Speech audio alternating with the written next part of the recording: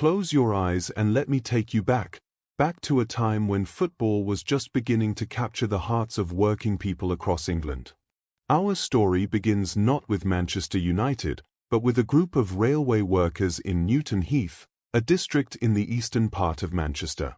It was 1878 when these men from the Lancashire and Yorkshire Railway Depot decided to form a football team.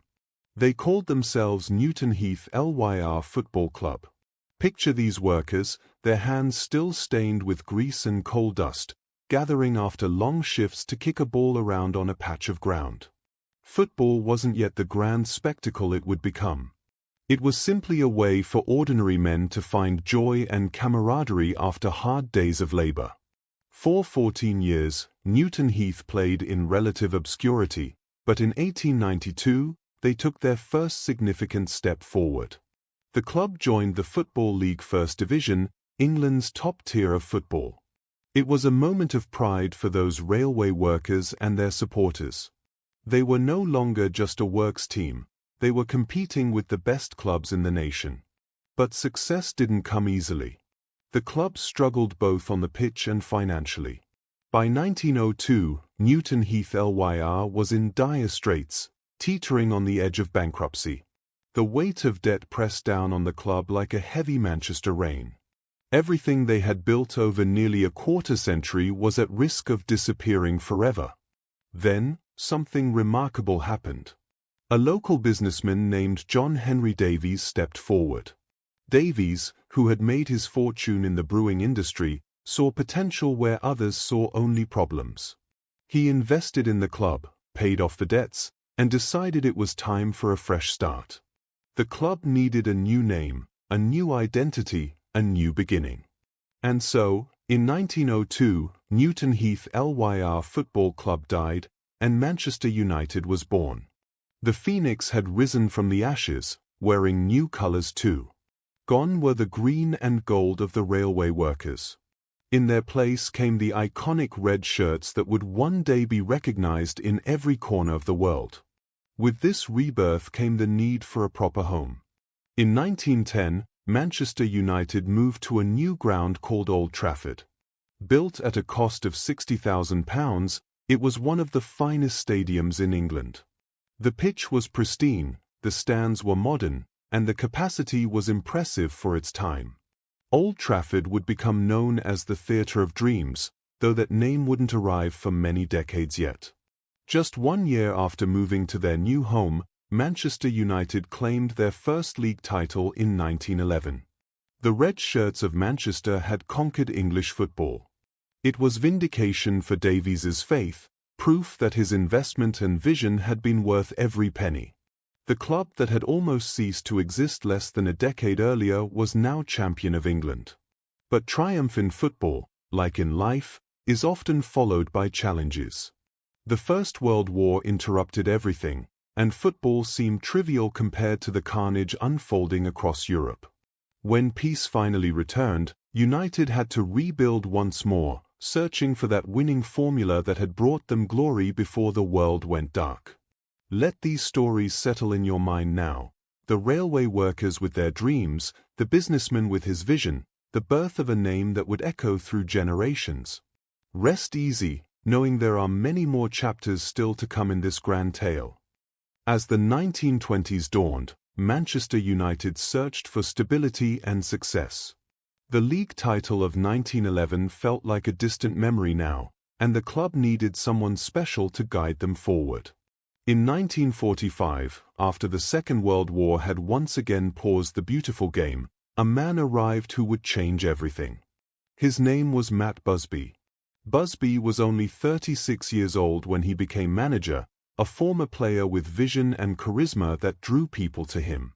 He didn't just want to win, he wanted to build something lasting, something beautiful. He believed in youth, in nurturing talent from the ground up, in playing football the right way. His philosophy would shape Manchester United for generations to come. Under Busby's guidance, United won the FA Cup in 1948, their first major trophy in 37 years. It was a sign of what was to come. Then, in 1952, the league title returned to Old Trafford for the first time in 41 years. The Theatre of Dreams was awakening from its long slumber, and the best was yet to come. Busby began building something extraordinary. He gathered young players, teenagers really, and molded them into footballers of exceptional skill. The press gave them a name that would live forever, the Busby Babes. These boys, barely out of school some of them, played with a fearless joy that captivated all who watched. They won the league in 1956, and then again in 1957. The future seemed limitless, bright as a summer morning. Among these babes was a young man named Duncan Edwards. Many who saw him play believed he would become the greatest footballer England had ever produced. Strong as an oak, graceful as a dancer, Edwards could do everything on a pitch. He was only 21 years old, and the world was at his feet. In 1958, Manchester United ventured into European competition, seeking glory on the continent. On February 6, after a match in Belgrade, their plane stopped in Munich to refuel. Snow was falling softly as the aircraft attempted to take off. Once, twice, and then a third time. The plane accelerated down the runway, but it never lifted into the sky. The Munich Air Disaster claimed 23 lives that cold February day. 8 of those were Busby's young footballers, including Duncan Edwards, who fought bravely for 15 days before his injuries proved too much. The heart of Manchester United was shattered. The Busby Babes, who had promised so much beauty and joy, were gone. Matt Busby himself nearly died in Munich. He received the last rites twice. But somehow, impossibly, he survived. And in his hospital bed, as grief washed over him in waves, he made a decision. He would rebuild. He would honor those boys by creating something magnificent again. He would not let their dreams die with them. The club rallied around their wounded manager. Jimmy Murphy, Busby's assistant, took charge of the team while Busby recovered. Players were signed, youth players were promoted, and somehow, incredibly, United reached the FA Cup final just 3 months after Munich. They lost that final, but simply being there was a triumph of the human spirit. It would take time, years of patient building, but Matt Busby kept his promise. He brought in players like Dennis Law and Bobby Charlton, who had survived Munich and carried the memory of his lost teammates in every match he played. Busby was constructing something new from the ashes of tragedy, piece by careful piece, never forgetting, always moving forward. Breathe deeply now, and let these memories settle, tragedy and resilience, loss and determination, the unbreakable spirit of those who refuse to surrender to darkness. More of this story awaits you just ahead. The 1960s brought a new dawn for Manchester United. Matt Busby, true to his word, had rebuilt his team into something magnificent. In 1963, the FA Cup returned to Old Trafford, a silver trophy that gleamed with promise.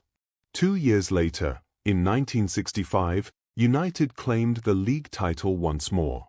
The Theatre of Dreams was filling with music again. But Busby had one dream left, one final summit to climb. European football, the stage where his babes had been taken from him, called to him still. He wanted to honor their memory by achieving what they never could. He wanted to win the European Cup, to stand at the very peak of the football world. In 1968, 10 years after Munich, Manchester United reached the European Cup final at Wembley Stadium. Their opponents were Benfica of Portugal, a team of stars including the great Eusebio. The match was tense, filled with the weight of history. Bobby Charlton, survivor of Munich, now 30 years old, carried the dreams of his fallen teammates with him onto that Wembley pitch. The game went to extra time, locked at 1 goal each as the London evening stretched into night. Then, in those additional 30 minutes, something magical happened. United scored 3 more goals. George Best, the Belfast genius with the pop star looks, glided past defenders as if they weren't there. Charlton added another. Brian Kidd, Just 19 years old and playing on his birthday, scored 2. The final whistle blew, Manchester United 4, Benfica 1. Matt Busby climbed the steps at Wembley to receive the European Cup. Tears streamed down his face as he lifted the trophy skyward. He had done it. 10 years of grief, 10 years of rebuilding, and now this moment of pure redemption. Manchester United were champions of Europe, the first English club to achieve this feat somewhere. Perhaps the Busby Babes were smiling. After that perfect night at Wembley, Busby stepped back from management in 1969.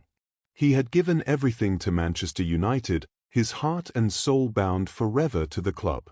He became a director, a guardian of the flame he had lit. The club would need new leadership now, new voices to guide them forward. The 1970s proved challenging. Managers came and went, each trying to fill the impossible shoes Busby had left behind. United even suffered the indignity of relegation to the second division in 1974, though they bounced back immediately as champions in 1975. These were humbling years, years that tested the patience of supporters who remembered European glory. But through these quieter times, Old Trafford remained a cathedral of football. The Stretford End, where the most passionate supporters gathered, would sing and chant regardless of the team's fortunes. United's average attendance throughout the 1970s remained among the highest in England, even during their season in the second division. The fans never lost faith. They remembered where they'd been, and they believed they would return to greatness. In 1977, United won the FA Cup, defeating Liverpool 2-1 in the final. It was a reminder that even in lean years, moments of glory could still be found. The names on that team sheet included players like Lou Macari, Stuart Pearson, and Jimmy Greenhoff, men who gave everything for the badge on their chest. As the decade drew to a close, United appointed a new manager in 1981 who brought fresh energy, Ron Atkinson. Big Ron, as he was known, brought flair and attacking football back to Old Trafford. He signed players like Brian Robson, who would become captain and the heart of the team for the next decade, a warrior who played through pain and inspired those around him with sheer willpower. Let your mind drift now through these years of patience and persistence, the triumph at Wembley, the tears of joy, the difficult seasons, the faithful supporters who never stopped believing. The story continues to unfold, like a dream that never quite ends. Ron Atkinson's Manchester United won the FA Cup twice in 3 years, lifting the trophy in 1983 and again in 1985. These were enjoyable times at Old Trafford, with exciting football and memorable cup runs. Yet the league title, that greatest of domestic prizes, remained frustratingly out of reach. It had been nearly 2 decades since United last claimed it, and the weight grew heavier with each passing season. By November 1986, the board decided a change was needed. Atkinson departed, and the club turned to a man managing Aberdeen in Scotland. His name was Alex Ferguson, and he arrived at Old Trafford with a reputation for building disciplined, successful teams. Ferguson had broken the stranglehold of Celtic and Rangers in Scotland, winning multiple trophies with Aberdeen, including the European Cup Winners' Cup in 1983.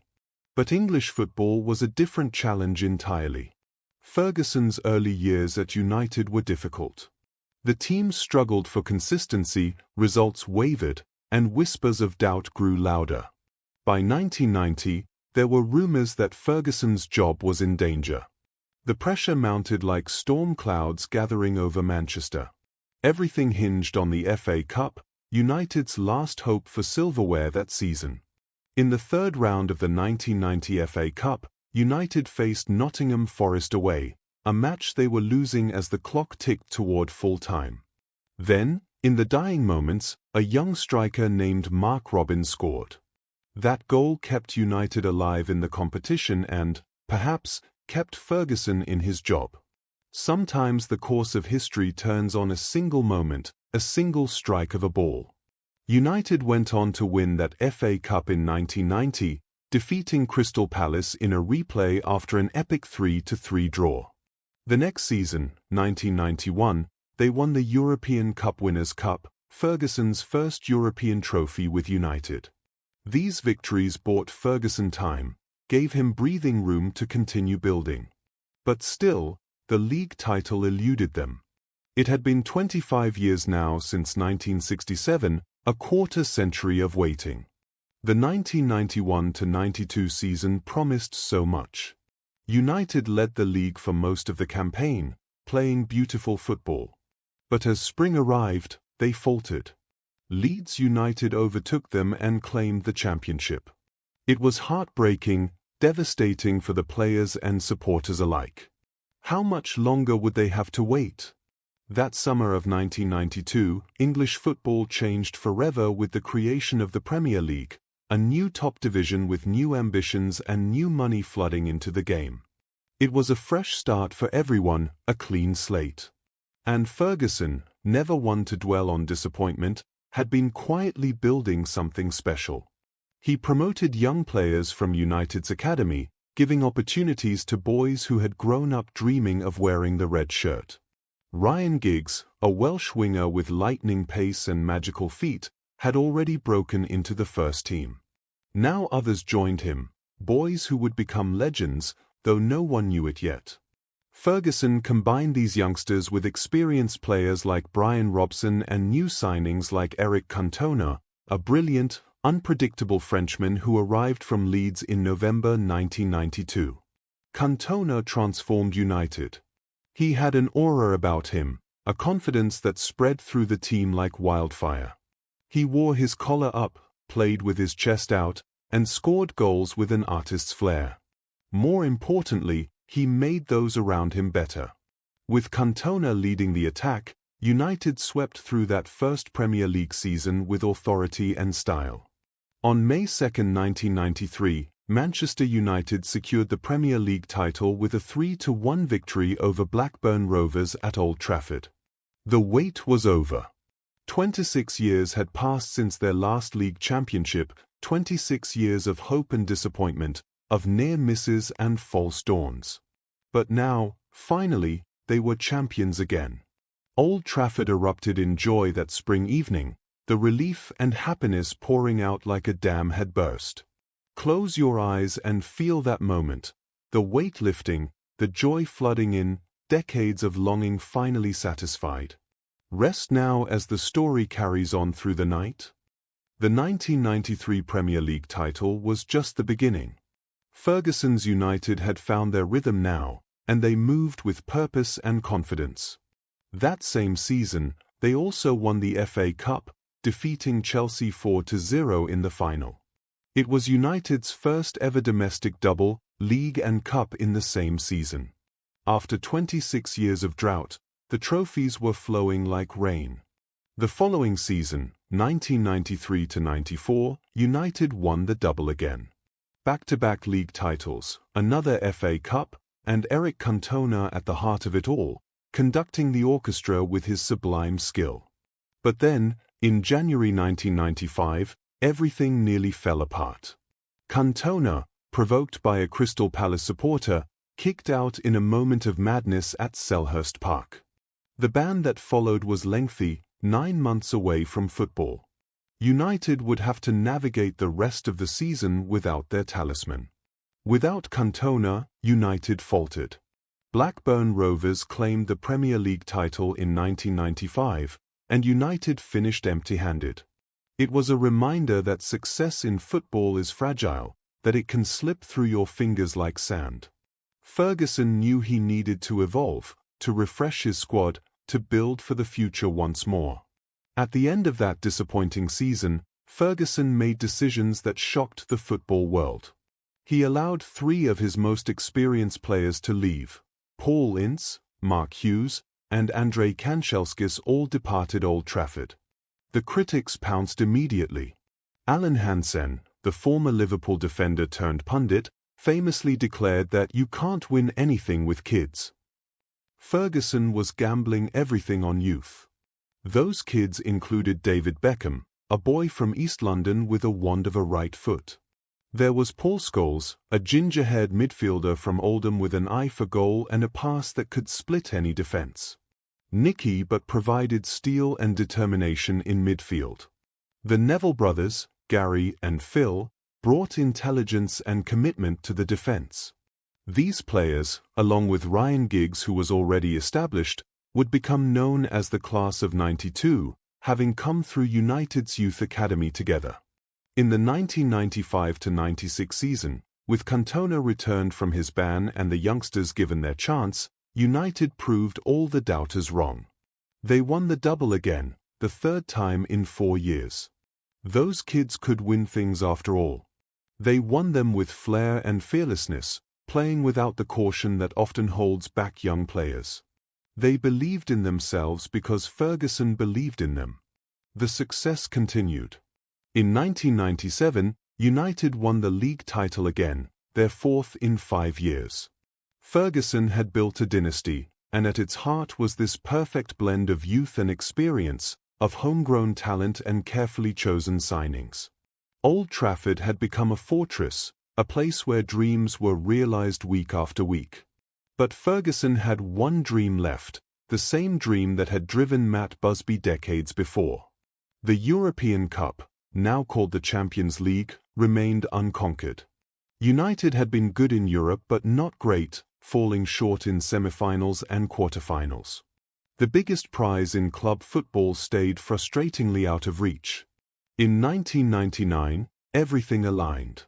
United entered the new year chasing an unprecedented treble: Premier League, FA Cup, and Champions League.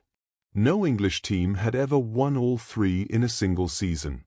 The challenge was immense, the fixtures piled up relentlessly, but this United team had something special, a belief that they could achieve the impossible. They won the Premier League by a single point over Arsenal, the title race going down to the final day of the season. A week later, they defeated Newcastle 2-0 in the FA Cup final, with goals from Teddy Sheringham and Paul Scholes. 2 down, 1 to go. The biggest match of all awaited them in Barcelona's Nou Camp Stadium, the Champions League final against Bayern Munich. Let these moments wash over you like waves, the young players proving everyone wrong, the trophies accumulating, the dream of European glory drawing ever closer. Drift peacefully as the story reaches its crescendo. May 26, 1999. The Nou Camp in Barcelona, bathed in evening light. Manchester United against Bayern Munich for the Champions League trophy. 90,000 people filled the stadium, and millions more watched around the world. This was the stage Matt Busby had dreamed of, the mountain peak Ferguson had been climbing toward for 13 years. The match began poorly for United. Within 6 minutes, Bayern scored. Mario Basler's free kick found the net, and suddenly United were chasing the game. They pressed and probed, searching for a way back, but Bayern's defense held firm. Minute after minute ticked away. Half-time came and went. The second half unfolded, and still United couldn't find the goal they desperately needed. As the clock moved past 90 minutes, Bayern prepared to celebrate. They were so close now, just moments away from glory. But football, as they say, is a game of two halves, and anything can happen in injury time. United won a corner kick. Peter Schmeichel, their giant Danish goalkeeper, ran forward from his own goal, adding his considerable presence to the attack. It was a last desperate throw of the dice. The corner was cleared, but only as far as Ryan Giggs on the edge of the penalty area. Giggs swung at the ball, it deflected off Teddy Sheringham, and suddenly it was in the net. 1-1, the Nou Camp erupted. United were alive. The Bayern players stood in disbelief, their certain victory suddenly uncertain. There was barely time to restart the game before United won another corner. This time, Sheringham flicked the ball on at the near post, and Ole Gunnar Solskjaer, the baby-faced Norwegian substitute, stuck out his right boot. The ball flew into the roof of the net. 2-1, Manchester United had scored twice in injury time to win the Champions League. The impossible had become reality. The scenes of celebration were pure joy, raw emotion pouring out after 90 minutes of tension. Ferguson embraced his staff, the players collapsed in heaps of red shirts, and Old Trafford, though thousands of miles away, erupted in jubilation. The treble was complete. Premier League, FA Cup, Champions League. No English team had ever done it before. United had written their names into history in letters of gold. In recognition of his achievements, Alex Ferguson was knighted by the Queen, becoming Sir Alex Ferguson. The boy from Govan in Glasgow, the manager who had nearly been sacked a decade earlier, was now a knight of the realm.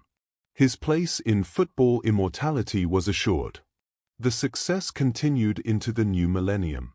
United won the Premier League again in 2000, then 2001, then 2003.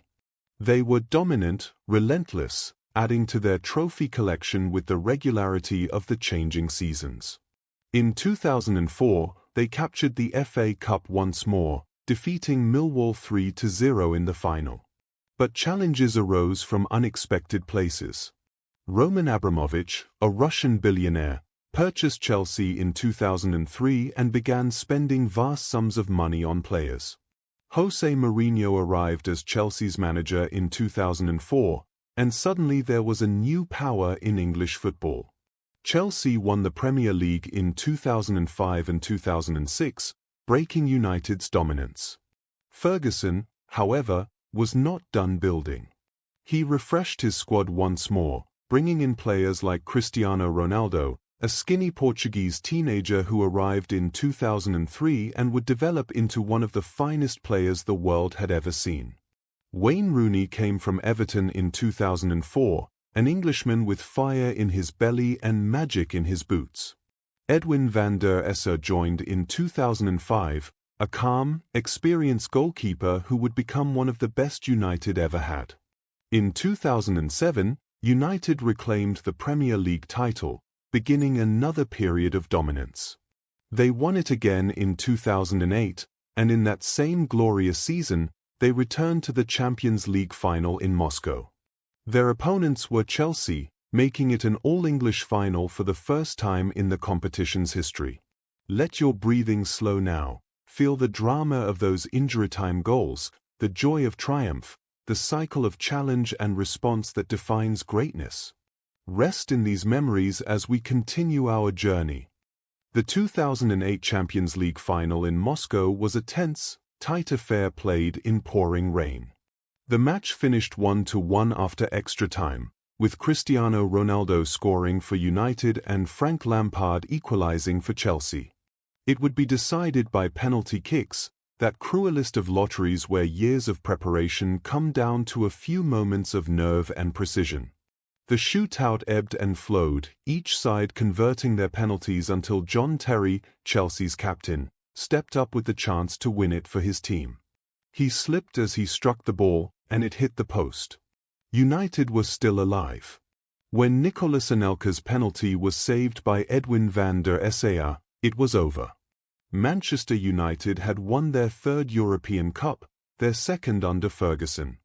The rain fell on the celebrating United players like a blessing from above. United won the Premier League again in 2009, making it 3 consecutive titles and their 11th Premier League crown overall. They had become the standard-bearers of English football, the team everyone measured themselves against. But change was coming, inevitable as the turning of the seasons. In the summer of 2009, Cristiano Ronaldo departed for Real Madrid in a then world record transfer fee of £80 million. It was a devastating loss. Ronaldo had been named the world's best player, and now he was gone, leaving a hole in United's attack that seemed impossible to fill. Many wondered if this was the beginning of the end for Ferguson's latest great team. But Ferguson adapted, as he always did. He rebuilt the team around Wayne Rooney and brought in new players. In 2010, United won the League Cup, defeating Aston Villa 2-1 in the final. It wasn't the grandest of trophies, but it showed that United remained competitive, still hungry for silverware. The 2010-11 season brought the Premier League title back to Old Trafford, United's record-breaking 19th top-flight league championship. They had finally surpassed Liverpool's long-standing record of 18 titles, a milestone that meant everything to United supporters. The rivalry between these two clubs, the two most successful in English football history, added extra sweetness to the achievement. United reached the Champions League final again in 2011, this time at Wembley Stadium, facing Barcelona. The Spanish side, led by Lionel Messi, played football of almost supernatural beauty that night. They defeated United 3-1, a humbling experience but one that came against perhaps the greatest club team ever assembled. There was no shame in losing to that Barcelona side. Ferguson won his final Premier League title in 2013, his 13th league championship with Manchester United and the club's 20th overall. It was a perfect full stop to an extraordinary career. On May 8, 2013, Sir Alex Ferguson announced his retirement after 26.5 years as Manchester United manager. The news sent shockwaves through football. Ferguson wasn't just United's manager, he was the club itself, woven into every brick of Old Trafford. His statistics were almost beyond belief: 13 Premier League titles, 5 FA Cups, 4 League Cups, 2 Champions League trophies, and numerous other honours. He had overseen 1,500 matches, given opportunities to countless players, and built multiple great teams across different generations. No manager in British football history could match his achievements. David Moyes, who had done excellent work at Everton for 11 years, was chosen to succeed Ferguson. It was an impossible task, following a legend, and sadly, Moyes lasted less than a season. The Ferguson era had ended, and United entered uncertain waters, searching for a new identity in a world where their greatest manager no longer prowled the touchline.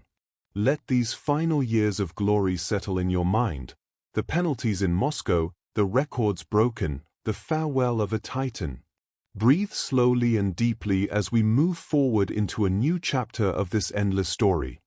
The years following Ferguson's departure were difficult ones for Manchester United. After David Moyes' brief tenure, Louis van Gaal arrived in 2014, a Dutch coach with a distinguished career managing Ajax, Barcelona, and Bayern Munich. Van Gaal brought a different philosophy, a more methodical approach, and while results were inconsistent, he did deliver the FA Cup in 2016, United's 12th triumph in that historic competition. It was a reminder that even in challenging times, moments of glory could still be found. José Mourinho followed Van Gaal in 2016, the Portuguese manager who had enjoyed such success at Chelsea. Mourinho was known as the special one, a winner wherever he went, and United hoped he could restore them to their throne. In his first season, 2017, United won 2 trophies, the League Cup and the Europa League. The Europa League victory was particularly significant as it guaranteed United's return to the Champions League.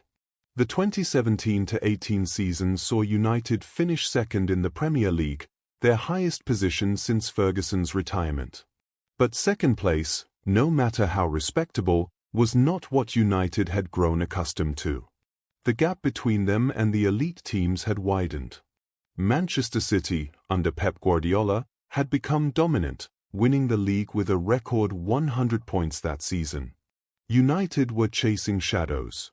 Mourinho's time at United ended in December 2018, with the team struggling and the atmosphere around the club heavy with tension. Ole Gunnar Solskjaer, the hero of Barcelona 1999, was brought in as caretaker manager. The baby-faced assassin had returned, and his infectious smile and deep love for the club brought an immediate lift. Results improved dramatically, and in March 2019, Solskjaer was given the job permanently. Under Solskjaer, United experienced moments of brilliance mixed with frustrating inconsistency. They finished third in the Premier League in 2020, then second again in 2021, showing progress but never quite bridging the final gap to championship glory. The fans adored Solskjaer for what he represented, for his connection to the club's greatest night, but affection alone couldn't sustain a manager when results faltered. In November 2021, Solskjaer departed, and Ralf Rangnick arrived as interim manager to guide the team through the rest of the season. It was a turbulent period, a time of transition and uncertainty. United finished sixth that season, outside the Champions League places for the first time in several years. The club needed direction, needed someone to rebuild with purpose and vision.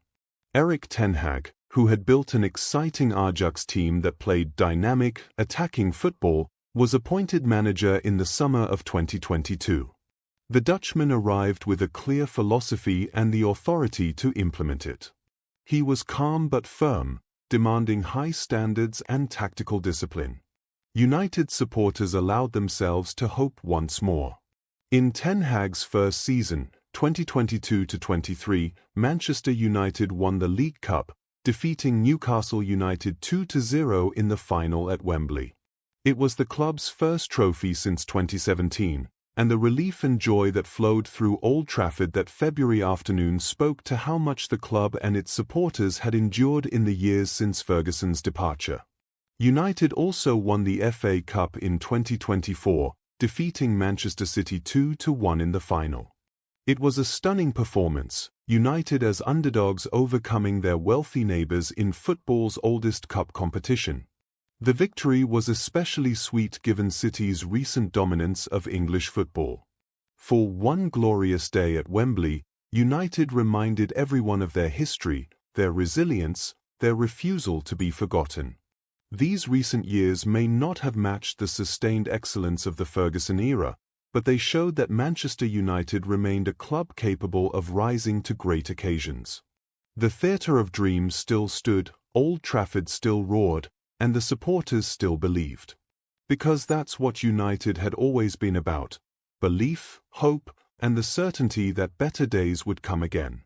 Let the weight of all these years rest gently upon you now, the struggles and the triumphs, the departures and arrivals, the constant search for glory.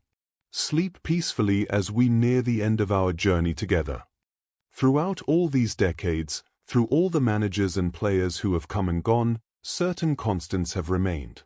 Old Trafford itself, the Theatre of Dreams, has been United's home since 1910. The stadium has grown and evolved over the years, expanding from its original capacity to hold over 74,000 supporters today, making it the largest club stadium in the United Kingdom. The Stretford End, the most famous stand at Old Trafford, has been the spiritual heart of the stadium since the ground opened. Named after the nearby town of Stretford, this is where United's most passionate supporters gather, where the songs begin and the atmosphere is created. On match days, the Stretford End becomes a wall of red, a sea of voices united in support of their team. United's rivalry with Liverpool runs deeper than almost any other in English football. These two clubs, the two most successful in the nation's history, have contested countless epic battles over the decades.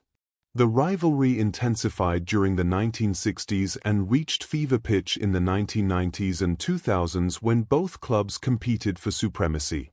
Every match between United and Liverpool carries the weight of history.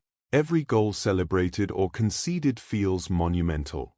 The Manchester derby against City, United's neighbours from across the city, has evolved significantly over the years. For much of history, United were the dominant force in Manchester, but City's transformation following their takeover in 2008 created a genuine rivalry of equals.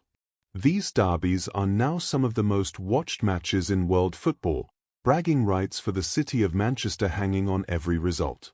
United's colours, the famous red shirts, have become iconic worldwide. But many supporters still remember and honour the club's original green and gold colours from their Newton Heath days. When fans have protested against the club's ownership in recent years, they've often worn green and gold scarves, connecting the present to the past, reminding everyone of the club's humble origins. Sir Matt Busby, who guided United through their darkest days after Munich and led them to European glory, passed away in 1994. He was 84 years old and had lived to see the club he loved reclaim its place among Europe's elite. There is a statue of Busby outside Old Trafford, forever watching over the club he served so faithfully. Sir Bobby Charlton, survivor of Munich, European Cup winner, and one of the finest footballers England ever produced, remained connected to Manchester United throughout his life. He served as a director of the club and was a constant presence at Old Trafford, a living link to United's greatest triumphs and deepest sorrows. When he passed away in October 2023 at the age of 86, the football world mourned the loss of a true gentleman and legend.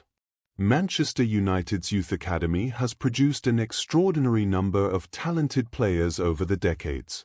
From the Busby Babes of the 1950s to the class of '92 and beyond, the club has always believed in nurturing young talent. Marcus Rashford, who came through the academy and made his debut in 2016, represents the latest generation of homegrown stars carrying the torch forward. The club's global fan base is estimated to be over 650 million supporters worldwide, spread across every continent and country. United's success in the 1990s and 2000s coincided with the rise of global television coverage, introducing the club to new audiences everywhere. From Asia to Africa, from North America to South America, the Red of Manchester United is recognized and loved.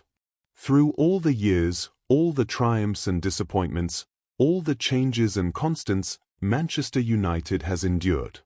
The club that began as railway workers kicking a ball around has become one of the most famous institutions in world sport. Yet at its heart, it remains what it always was, a football club, a community, a shared dream passed down through generations. Rest now in the knowledge of this great story, the railway workers, the tragedy and triumph, the legends who wore the shirt, the millions who loved the club. Let it all drift peacefully through your mind as sleep draws near. Manchester United's club motto, Youth, Courage, Greatness, appears on the club crest and captures the philosophy that has guided the club through its history. From the young Busby Babes to the class of '92, United has always believed in giving youth its chance. The courage to rebuild after Munich, to promote teenagers when others would have bought experienced players. And the greatness achieved through these beliefs, measured not just in trophies but in the way the game is played. The Munich clock at Old Trafford stops at 3:04, the exact time the plane crashed on that snowy runway in 1958. It's a permanent reminder of the 8 players who died that day, their dreams unfulfilled, their potential never fully realized. Every time supporters enter Old Trafford, they pass this memorial, connecting the present to that tragic past. United's most capped player is Ryan Giggs, who made 963 appearances for the club between 1990 and 2014. Nearly 1,000 matches in the red shirt, spanning almost a quarter century. Giggs won 13 Premier League titles, more than any other player in history, and his longevity and consistency remain extraordinary. Sir Bobby Charlton held the record for most goals scored for Manchester United for decades, with 249 goals. That record stood until Wayne Rooney finally surpassed it in January 2017, finishing his United career with 253 goals. These two names, Charlton and Rooney, represent different eras but the same commitment to scoring goals for Manchester United. The club's record signing, as of recent years, was Paul Pogba, who returned to United from Juventus in 2016 for a then world record fee of £89 million. Transfer fees have exploded in the modern era, with money flowing into football at unprecedented levels. The game has changed in many ways, yet the desire to win remains constant. United's fiercest European rivals over the years have arguably been Barcelona. The two clubs have met numerous times in the Champions League, producing memorable encounters. The 1999 final victory, the 2008 semi-final when Paul Scholes scored a stunning long-range goal, and the 2011 final defeat all form part of this ongoing story. George Best, the Belfast boy who became one of football's first superstars, scored 179 goals for United between 1963 and 1974. Best had everything: pace, skill, vision, and an ability to do things with a football that seemed impossible. He won the European Cup in 1968 and was named European Footballer of the Year that same year. His life was complicated, his talent undeniable, and his legacy at United secure. The club has won the FA Cup 13 times in total, including their most recent victory in 2024. The FA Cup, the oldest football competition in the world, has always held a special place in English football culture. United's 13 victories place them second in the all-time list, a testament to their consistency across different generations. Denis Law, the Scottish striker who played for United from 1962 to 1973, scored 237 goals for the club. Law was part of United's Holy Trinity alongside Best and Charlton, three players who defined an era. Law's predatory instincts in the penalty box and his acrobatic celebrations made him a fan favourite. He remains the only Scottish player to have won the Ballon d'Or, achieving this in 1964. And so we reach the end of our journey through Manchester United's history, though the story itself never truly ends. Every season brings new chapters, new players, new moments that will be remembered decades from now. The club that began with railway workers in 1878 continues today, carrying forward the hopes and dreams of millions. From Newton Heath to Old Trafford, from tragedy to triumph, from local football team to global institution, Manchester United endures. Close your eyes now and let all these facts, all these stories, all these moments drift through your mind like leaves on a gentle stream. The railway workers and their simple joy. The Busby Babes and their unfulfilled promise. The tears at Wembley in 1968. The magic of Barcelona 1999. The records broken, the legends honored, the constant turning of the football seasons.